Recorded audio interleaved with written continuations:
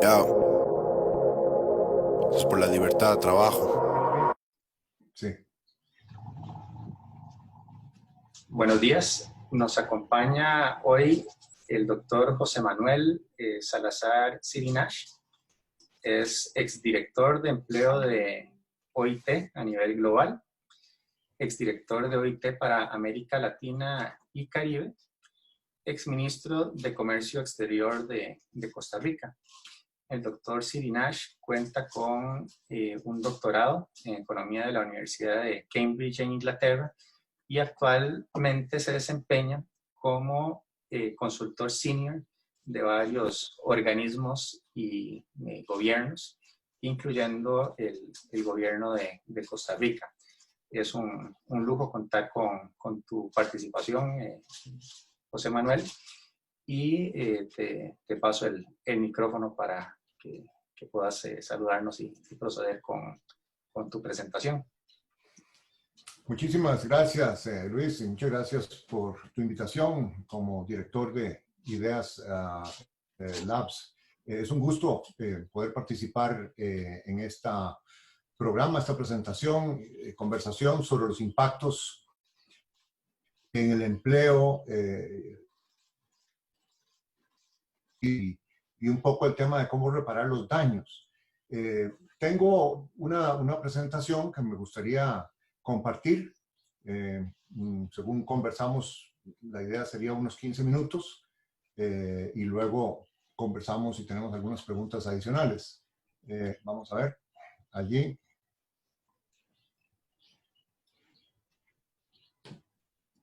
Muy bien, ¿se puede ver bien? Sí, perfecto, adelante. Bueno, básicamente lo que quisiera entonces cubrir son tres bloques de temas. Uno, el tema de repasar los impactos según han sido estimados por varios organismos internacionales y poner en perspectiva la profundidad y la severidad de los daños. Y luego esta pregunta fundamental de qué habría que hacer para repararlos en el mercado de trabajo. Esta es la crisis más grande que ha tenido América Latina en muchísimos años y décadas, ¿no? Y realmente la gran preocupación es qué vamos a poder hacer, por cuánto tiempo va a quedar el desempleo, el subempleo, etcétera, altos. Y luego un tema que obviamente hay medidas inmediatas de corto plazo, pero el mediano y largo plazo es fundamental. Y la verdad es que el COVID y esta crisis ha pegado sobre una serie de capas, si se quiere, de un legado histórico de brechas y dualismos que eran problemas que teníamos en Costa Rica y en América Latina antes. Entonces, esta, como decía, es la peor disrupción en los mercados laborales de América Latina desde la Gran Depresión. La CEPAL estima una contracción de menos 5.3%, el Fondo Monetario muy parecido, 5.2%, el Banco Mundial 4.6%. Como promedio para América Latina, lo cual quiere decir que hay países que van a estar en 7, 8%. También en un informe reciente de la semana pasada, de hecho, conjunto de la CEPAL-OIT, coyuntura laboral, ahí se estima que el desempleo va a pasar del 8.1, que fue el resultado en el 2019, a 11.5, lo cual son unos 37 millones de personas desempleadas. Imagínense esa población prácticamente de una Colombia completa buscando empleo sin encontrarlo. Pero allí mismo la CEPAL y la OIT afirman que si la pandemia se alarga y continúan siendo necesarias las medidas de distanciamiento social, la contracción y el desempleo podrían ser aún mayores. El BID, en un reporte en abril, estimó 3 escenarios que es interesante verlos por la lógica de cómo esta pandemia está pegando a la parte económica y del empleo. El escenario más benigno lo llaman la crisis de corto plazo, asume que la contracción dura solo el segundo trimestre y luego desaparece la emergencia sanitaria rápidamente y la abren gradualmente. En este escenario se estima una pérdida de trabajos formales de menos 4.4%, que son unos 5 millones de empleos. El escenario intermedio asume que la recesión dura 2 trimestres, es decir, el segundo y tercer trimestre del año, pero que ya en el cuarto trimestre del 2020 empieza la recuperación En este caso se estima una pérdida de empleos formales para toda América Latina de 8.2, que son unos 10 millones de empleos. Y luego el escenario más severo asume una contracción por el resto del 2020, con recuperación solo en el 2021. En este caso, un 15% de los empleos formales se pierden, que son unos 17 millones de personas adicionales, ¿no?, desempleadas. Este es solo para el sector formal. Sabemos que hay, y ahora voy a hablar, por supuesto, la mitad del empleo o más en América Latina es informal, trabajadores independientes, etcétera, y eso plantea otros impactos. Si uno suma los 17 millones del escenario más severo del BID, de recesión prolongada, a la tasa regional de desempleo que estimaba la OIT, que estimó la OIT para el año pasado, que era 8.1, llega a que habría unos 43 millones de personas que estarían desempleadas, es decir, un poquito más que el reporte que mencioné conjunto de CEPAL OIT. Esto sería una duplicación de la tasa de desempleo a un promedio de 16% de desempleo para América Latina y el Caribe, es decir, de 8.1 a 16%. Me parece que esto posiblemente no esté lejos del resultado que vamos a ver, y como regla, yo diría que en general en muchos países de América Latina, desafortunadamente, la tasa de desempleo se va a duplicar o cerca de duplicar. Con lo cual, en Costa Rica estaríamos hablando del 12.5 en que estábamos antes de la crisis, a un poco más de 20. Vamos a ver si ese escenario, es decir, ojalá que no sea tan grave, pero pareciera que es algo factible. Pero el desempleo es solo la punta del iceberg. También, como dije, está el tema del subempleo, de menos horas de trabajo, de mayor informalidad y más elevada pobreza y desigualdad. En cuanto a informalidad, el BID estima que puede subir a 62% en comparación con el nivel en que estábamos antes de la crisis del COVID el año pasado, de 54%. Bueno, estos pocos puntos es muchísimo, ¿no? Eso significaría regresar a los niveles de informalidad de fines del siglo XX. Es decir, estaríamos hablando de 2 décadas perdidas de progreso en reducción de la informalidad. Y en términos de pobreza, la CEPAL estima unos 30 millones adicionales de personas pobres, un incremento de unos 5 puntos porcentuales en la tasa de pobreza, que era un nivel de 30% en los 19, es decir, que se estaría aumentando a un nivel de cerca de 35%. Y en el caso de la pobreza extrema, pasaría de 11 a 13.5, unos 16 millones de personas adicionales en la categoría de pobreza extrema. En cuanto a desigualdad, y de esto hemos visto y se ha escrito mucho en los periódicos, en artículos a diferentes niveles, aquí me gustaría citar a un blog de Nora Lustig y Nancy Pearsall, en donde ellas argumentan que las medidas de confinamiento han creado un nuevo tipo de brutal desigualdad entre las personas que continúan teniendo el mismo nivel de ingresos o que tienen ahorros para financiar 3, 4 o más meses de quedarse en la casa y los que no. Bueno, esto es muy serio, sabemos que eso es un problema. Es decir, parte de las medidas como el bono proteger en Costa Rica, las medidas de transferencias de efectivo a los trabajadores independientes, a los despedidos, a la gente con contrato suspendido, etcétera, es para habilitar que en estos 3, 4 meses se puedan quedar en la casa y puedan tener, digamos, acceso a las necesidades básicas. Pero bueno, ahí hay toda una discusión de hasta qué punto esos fondos realmente o son suficientes o le han llegado y han tenido la cobertura necesaria. Ciertamente es un esquema de política social, solidaria, pero sumamente caro fiscalmente. Pero es algo que todos los países de una u otra manera han puesto, incluyendo Estados Unidos. Hay otra dimensión aquí que es el impacto en los 154 millones de niños y niñas que están fuera de la escuela y del colegio en América Latina. Y bueno, esto es un problema serio porque puede dejar una herida de mediano y largo plazo, un riesgo de retardo, tanto en términos de aprendizaje como de nutrición, sobre todo para las categorías de niños pobres. Y puede ser que una proporción de los niños y niñas más vulnerables o nunca retornen a la escuela o cueste mucho, digamos, ponerse al día con la pérdida que esto está produciendo. Ahora, habiendo dicho esto y pasado estos números, en realidad todas estas estimaciones están rodeadas de una incertidumbre extrema, y así lo dicen los diferentes reportes y agencias del Fondo Monetario. ¿Por qué? Porque los resultados dependen de muchas cosas inciertas, hay un nivel de incertidumbre enorme.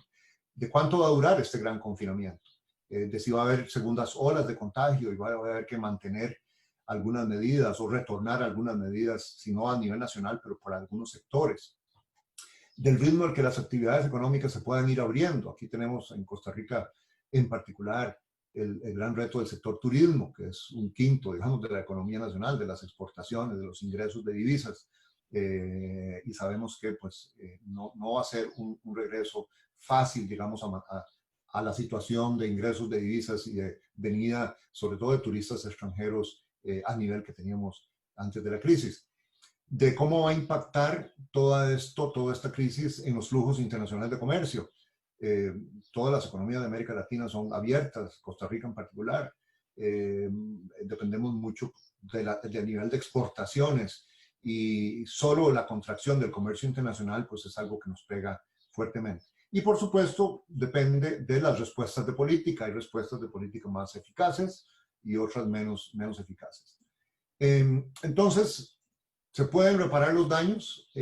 Vamos a ver, aquí un primer punto que yo quisiera hacer es, más que ponerle mucha atención a las proyecciones puntuales, a pesar de que las he compartido, que es necesario enfocarse en evitar algunos posibles efectos negativos extremos. Es decir, sabemos que hay un riesgo, y este es un efecto negativo extremo, de que tengamos un alto desempleo, pero que no sea solo algo pasajero, sino más permanente, muy grave, que nos montemos en un nivel de desempleo de 18 o 20%, que hay una tendencia, y ya aparecerán los datos, ahora es muy prematuro, para una mayor pobreza, que hay un riesgo de mayor desigualdad. Hay dos tipos de crisis, por lo menos, que hay que evitar a toda costa: la crisis fiscal o la crisis financiera. Es decir, la fiscal ya teníamos una situación que, bueno, nos habíamos apartado del precipicio en materia de crisis fiscal, pero estábamos con números fiscales muy frágiles y obviamente este impacto y esta crisis y las respuestas necesarias nos van a llevar, como dijo el ministro de Hacienda, a un déficit fiscal de casi un 10% del PIB, si no se toman ciertas acciones, y aún con esas acciones posiblemente vamos a terminar el año con 8.5 o más de déficit fiscal. Elevadísimo. Bueno, no estamos solos, hay otros países que también van a tener eso, pero una crisis fiscal es algo que hay que evitar. También una crisis financiera, en el sentido de que haya problemas en el sector financiero con la morosidad o con deudas, con empresas y personas que por su nivel de endeudamiento no puedan pagar y entonces deterioren las carteras de los bancos. Y bueno, ahí sabemos que tanto las crisis fiscales como financieras son muy nocivas para la actividad económica y para el empleo. Fuga de capitales, en otro escenario de pérdida de confianza, también es algo que hay que evitar. El bajo crecimiento, bueno, tenemos una contracción, pero ya teníamos un cierto síndrome de crecimiento relativamente bajo, eso es algo que hay que atacar. Y, por supuesto, todo esto se puede convertir en protestas y conflictos sociales muy complicados. Entonces, la reacción ahora, en el corto y mediano plazo, va a influir mucho sobre los resultados y condiciones de la pospandemia. No creo que haya que tener tanta fe en las políticas como que van a hacer toda la diferencia, pero hacen una diferencia muy grande a lo que de otra manera, como digo, es la crisis más grande de la Gran Depresión. Entonces, ¿qué se puede hacer? Estas preguntas de si se pueden reparar los daños, etcétera, son preguntas urgentes. Ciudadanos, todos nos estamos haciendo estas preguntas. Muchas encuestas muestran que tener un buen trabajo, un trabajo es una situación fundamental para la mayoría de la gente. Pospandemia, las transferencias en efectivo van a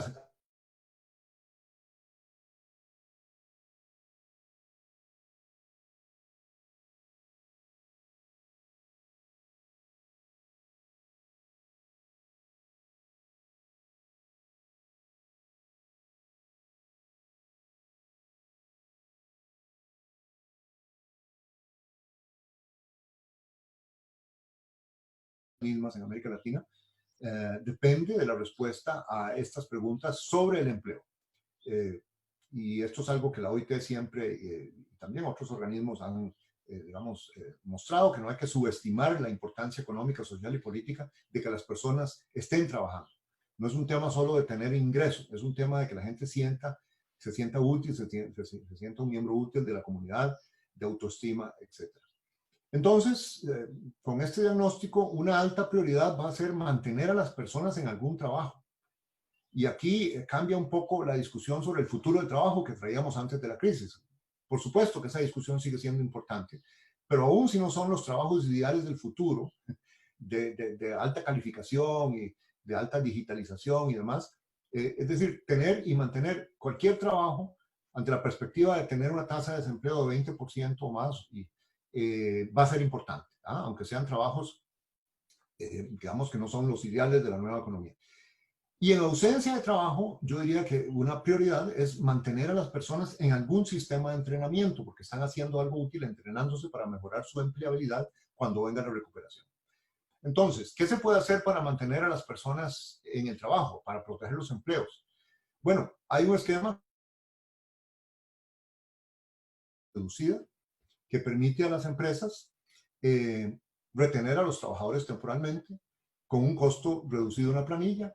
Esto es, algunos lo han llamado poner a los empleados a hibernar. O sea, lo importante aquí es que el trabajador mantiene el vínculo con la empresa y la empresa con el trabajador, de manera que el capital organizacional de la empresa no se pierde. Ahora, muy bien, esto va a ayudar en algunos puntos, digamos, pero estos esquemas no tienen la escala necesaria como para que uno diga, ah, bueno, no, cuando venga la recuperación, todos los trabajadores van a regresar. ¿Por qué? Bueno, porque no todas las empresas están bajo este esquema, por diferentes razones, muchas han despedido ya, y el problema es que estos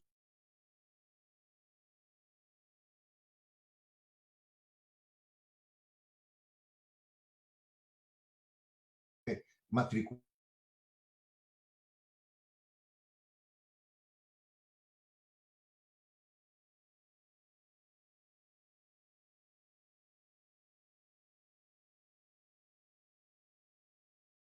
ayudar, pero no hay que creer que por el tema de jornada reducida ya rápidamente vamos a volver a los niveles de empleo que teníamos antes. Lo otro que se ha usado son los estímulos fiscales y crediticios, como las exenciones, postergaciones tributarias al IVA y a otros impuestos. Costa Rica ha tenido eso, tiene un costo fiscal importante.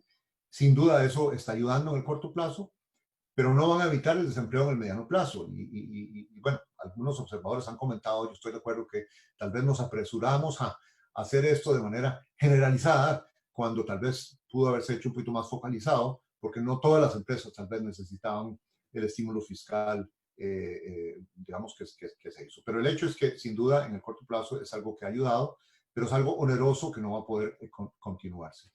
Y luego, entonces, yo creo que hay que pensar un poco fuera de la caja, en formas innovadoras y excepcionales de proteger empleos. Algunos países está el tema del subsidio temporal a los salarios, o sea, algún tipo de estímulo, de incentivo a las empresas para decir, mire, si ustedes contratan, no sé, el Estado paga medio salario mínimo o un cuarto de salario mínimo, pues para ayudar, para estimular. De nuevo, en el margen eso puede ayudar. Problema serio y desventaja, más costo fiscal en una situación que fiscalmente ya es muy estrecha. También hay programas clásicos de la Gran Depresión y que se usaron en la crisis del 2009, de programas públicos o de alianza pública-privada para proveer bienes públicos. Hay muchas cosas que se necesitan. Hay que reparar infraestructura, hay que reparar parques, hay que reparar alcantarillas. Hay una cantidad de cosas que están pendientes de hacerse. Hay programas de vivienda. Entonces, podría hacerse una movilización de programas en alianza pública-privada con empresas constructoras, etcétera, en actividades que puedan ser bastante intensivas en mano de obra y que duren, qué sé yo, 3 meses, 6 meses. Bueno, eso puede ayudar a mover la aguja. Es mejor que se le pague a la gente por estar haciendo algo y no por estar en la casa con una transferencia de efectivo que sea pura política social. Entonces, verlo más como un programa de empleo. Yo creo que eso es una línea a explorar, interesante, y que puede haber muchos elementos creativos allí. Y por supuesto, la reactivación lo más acelerada posible de sectores intensivos en mano de obra como el turismo. Bueno, hay algunas otras ideas, pero yo creo que hay que pensar fuera de la caja, de nuevo, para evitar un escenario de que nos montemos como país en una tasa de desempleo tan alta como las que pues, podría ser el caso. Y lo otro es mantener a la gente desocupada en cursos de entrenamiento. Yo creo que es un momento para implementar aceleradamente la formación dual. Por ejemplo, ya tenemos la ley, qué bien. Ahora, aquí lo complicado es, de nuevo, el COVID. Es decir, ya entiendo que el reglamento también está listo, pero va a haber voluntad de las empresas de aceptar, ahora cuando más bien el regreso al trabajo está sometido a protocolos sanitarios y demás, y tener más aprendices, más gente en el piso de la fábrica o en el piso de la empresa o en la oficina. Bueno, eso es un reto, pero ciertamente ahí habría un potencial importante. Programas de entrenamiento masivos en inglés y en competencias digitales. Sabemos que hay deficiencias, brechas de competencias digitales de inglés. Bueno, este es un momento para que la gente que no está trabajando, ¿verdad? O que está trabajando tiempo limitado, pueda masivamente entrenarse en esto.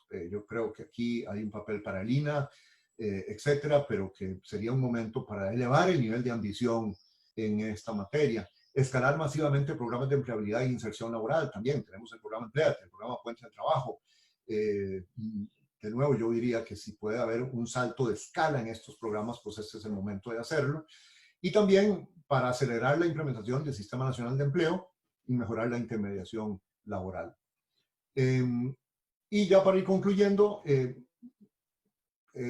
hay elementos, como dije al principio, toda esta crisis nos pegó sobre brechas y sobre dualismos que teníamos, brechas educativas y la preocupación de que hay empleos buenos y de alta calidad y dinámicos en las altas calificaciones, pero trabajadores con bajas calificaciones y manuales y no cognitivos con más problemas, brechas laborales de formalidad versus informalidad, brechas productivas, se hablaba de la nueva economía dinámica en las zonas francas, en el sector financiero, en telecomunicaciones, pero con una vieja economía rezagada y más baja productividad. Perdón, ahí hay un error. Nueva economía dinámica de alta productividad versus economía rezagada y de más baja productividad.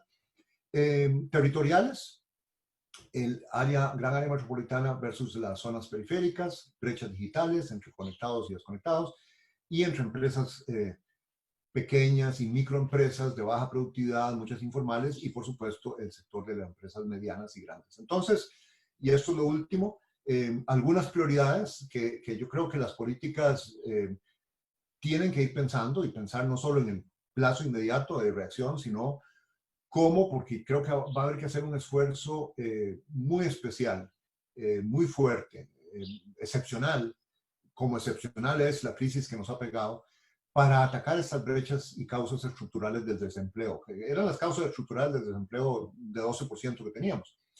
La falta de motores de crecimiento y el dualismo productivo. Ahí políticas de desarrollo productivo de nuevas generaciones, de nueva generación, creo que ahí incluye el tema de los clústeres con visión territorial.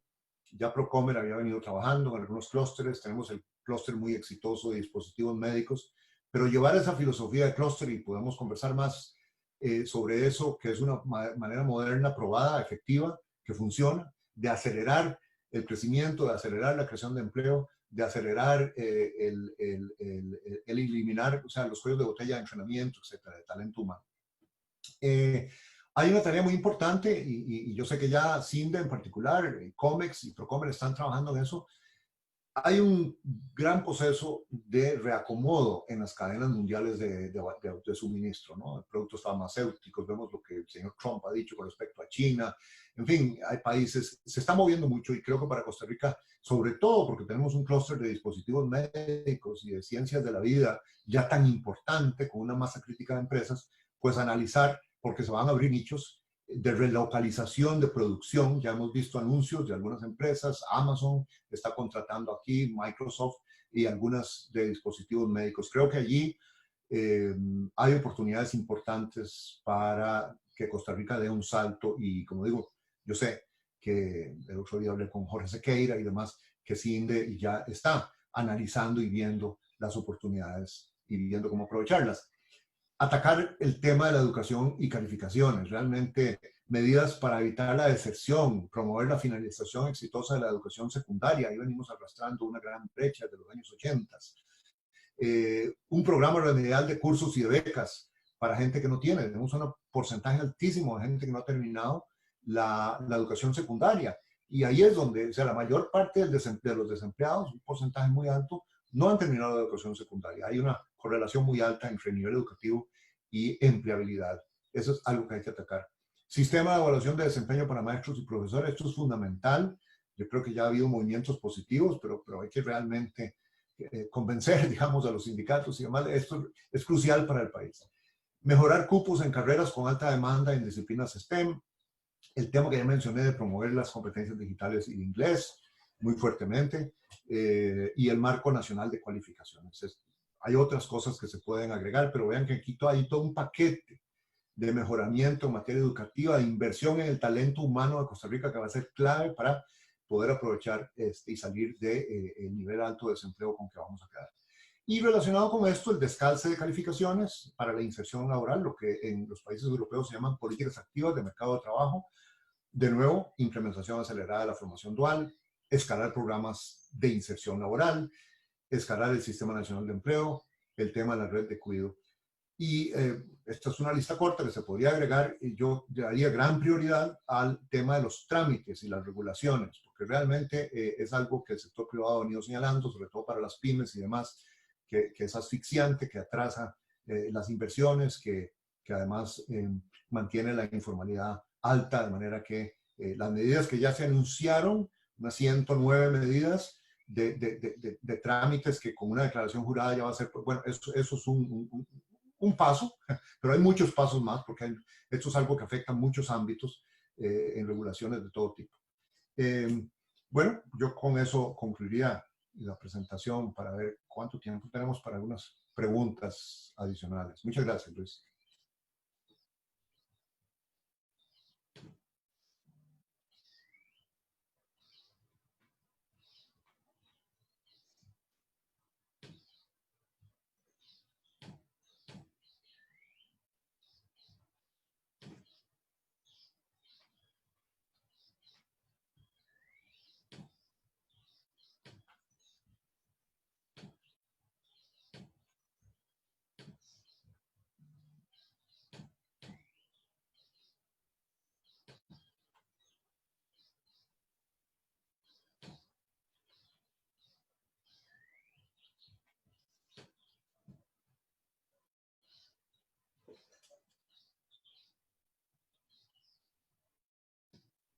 Perdón, no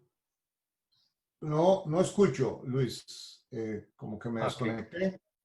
Ahora sí, ya escucho, sí. Sí, sí, te decía que teníamos 3 preguntas. La primera es, ¿cuáles son 3 decisiones que deberían tomar hoy mismo los individuos para acelerar la salida de la crisis?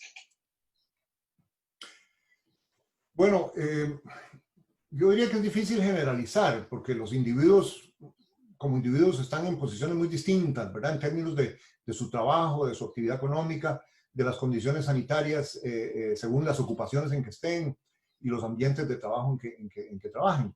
No es lo mismo ser un empleado público que un empresario, que un trabajador despedido, un trabajador informal. Tampoco es lo mismo alguien que pueda darse el lujo de quedarse en casa sin tener que salir a trabajar o que sigue trabajando en casa vía teletrabajo, que alguien que no tiene esa posibilidad porque vive al día y tiene que ir de alguna manera a trabajar en algún trabajo manual y presencial en alguna parte. Pero habiendo dicho esto, yo sí creo que hay una actitud y un patrón de comportamiento que es muy importante que sea común en todos. Y es uno de respeto por las reglas sanitarias que fijen las autoridades y también del respeto por el virus. Este es un virus sumamente contagioso, aunque en Costa Rica hemos logrado mantener el contagio y los fallecimientos limitados. Gracias a Dios, el virus está entre nosotros, sigue entre nosotros, y las acciones de cualquier persona que incumplan reglas sanitarias para detener el contagio, pues pueden tener consecuencias serias para todos. Segundo, yo enfatizaría que la salida de la crisis no es un asunto solo individual. La salida es un asunto de la acción colectiva. Bueno, y por eso es que es importante que todas las personas contribuyan.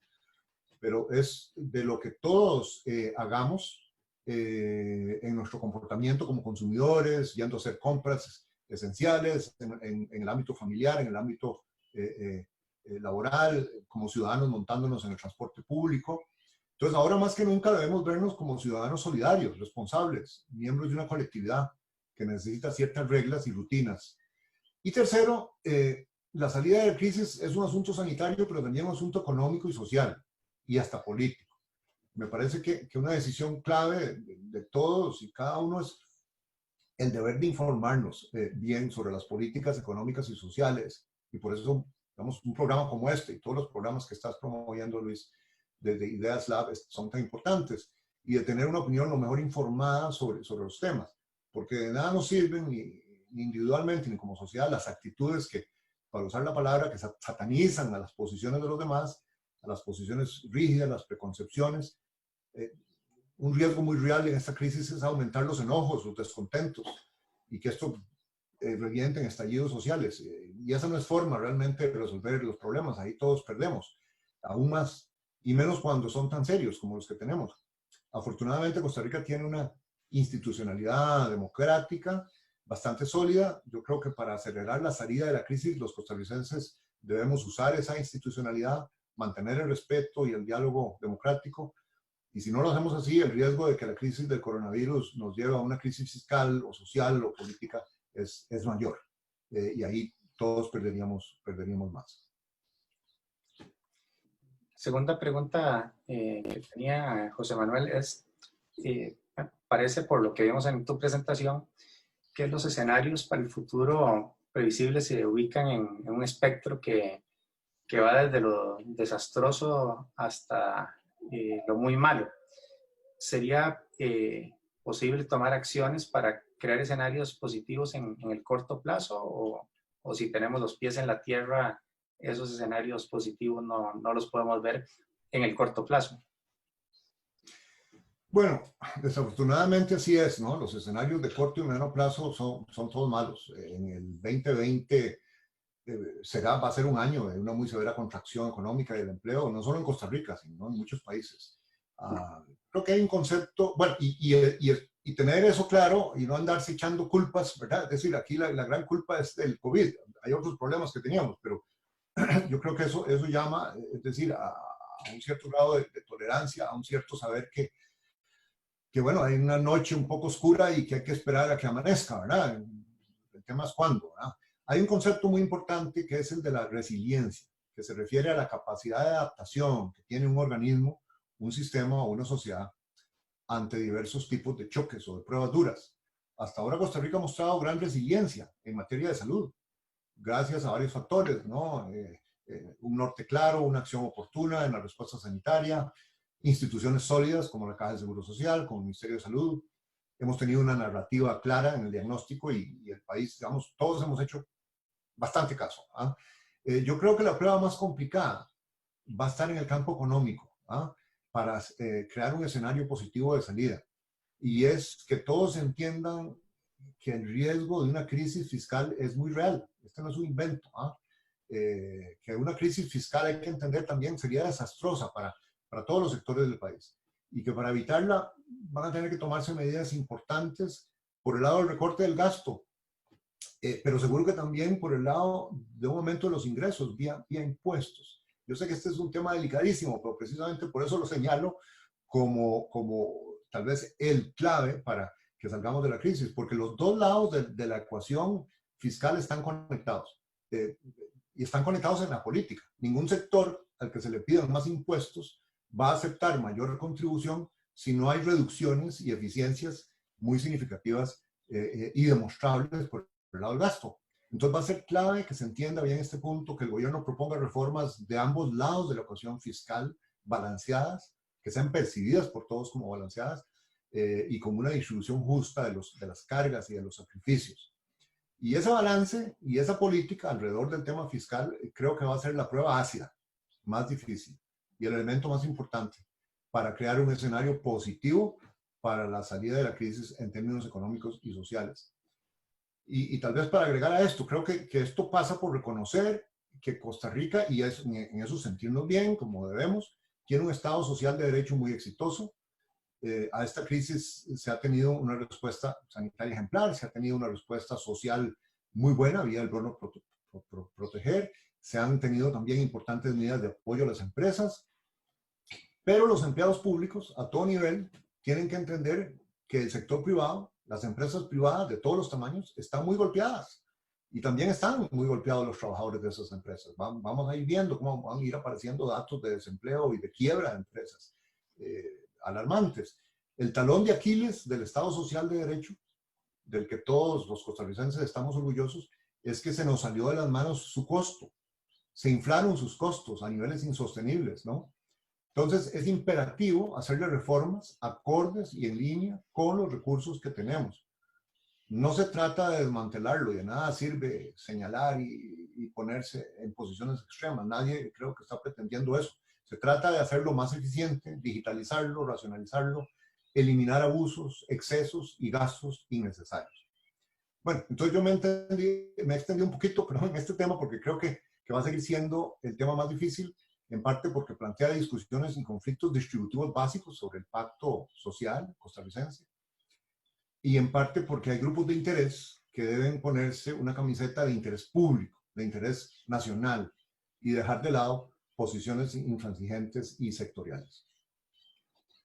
Yo creo que con esto concluimos los temas que teníamos previstos.